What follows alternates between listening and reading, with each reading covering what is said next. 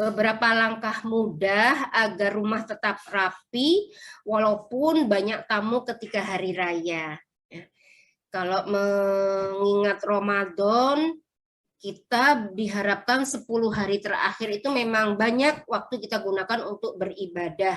Tapi tetap harus kita persiapkan nanti pada saat Lebaran, insya Allah akan ada banyak tamu, mungkin dari keluarga, tetangga ya, apa yang bisa kita persiapkan ya.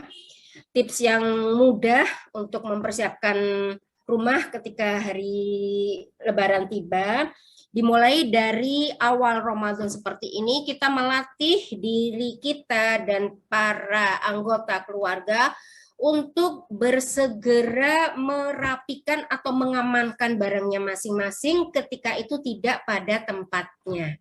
Ya, mungkin anak-anak setelah membaca Al-Quran atau setelah sholat tarawih, setelah sholat menaruh mukena, sarung, sajadah disampirkan di punggung kursi misalnya ya, itu kita ingatkan diri kita sendiri dan juga anggota keluarga yang lain, anak-anak, mari kita mendisiplinkan setelah selesai barang-barang itu kita gunakan, segera dikembalikan ke tempatnya yang semula.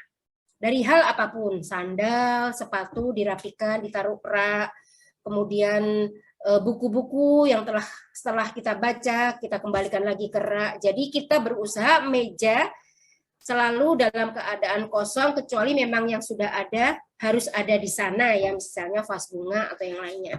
Kemudian tips yang lain, kita menyiapkan alat-alat yang dibutuhkan untuk menjaga kerapian dan kebersihan itu sendiri. Misalnya kita siapkan lap untuk mengelap meja, mengelap kursi ya, kemudian kita siapkan kain pel, sapu, kalau mungkin di waktu Ramadan ini sudah memang waktunya diganti ya.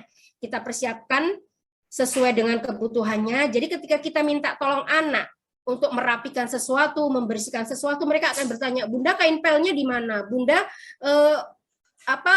pengharum lantainya sudah ada. Bunda, pengharum pelnya habis. Bunda, untuk ngelap kaca ininya habis." Nah, itu kita hindari pernyataan-pernyataan seperti itu, kita siapkan mulai dari hal-hal yang kecil ya, mungkin pengharum lantai, pembersih kaca, lapnya, kemucingnya. Jangan sampai ketika anak kita mintain tolong membersihkan meja misalnya dengan kemucing, nah kemucingnya sudah tua, sudah mulai rontok, bulu-bulunya malah bikin kotor ya. Kita siapkan alat-alat pembersih yang diperlukan ya secara memadai. Kemudian yang berikutnya kita berbagi tugas ya. Kalau untuk anak-anak yang usia-usia sudah SD gitu, insya Allah sudah mulai bisa kita amanahkan tugasnya Bunda. Contohnya adiknya yang kecil kita minta menyapu teras. Nah, nanti kakaknya yang agak besar yang mengepelnya. Atau yang sudah agak besar kita bagi tugas anak yang nomor pertama membersihkan area ruang tamu. Anak yang nomor 2 membersihkan area teras dan halaman. Kemudian anak yang ketiga membantu membersihkan area tempat jemur misalnya. Bunda bagian dapur dan kamar tidur misalnya seperti itu. Jadi tidak terlalu lelah karena kita punya area amanah masing-masing. Juga ini melatih tanggung jawab ya, bahwa kerapihan, kebersihan ini adalah tanggung jawab kita bersama.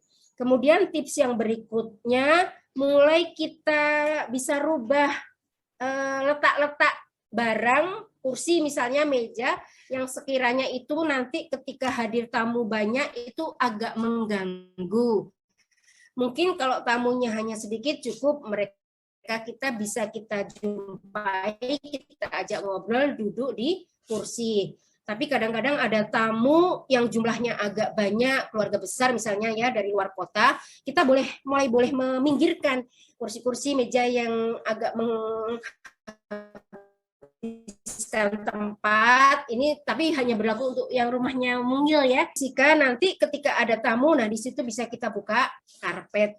Atau juga kalau tamunya banyak, misalnya teman-teman satu majelis taklim kepingin hadir, kebetulan mungkin kita di hari-hari Ramadan atau hari-hari biasa mengisi majelis taklim ya.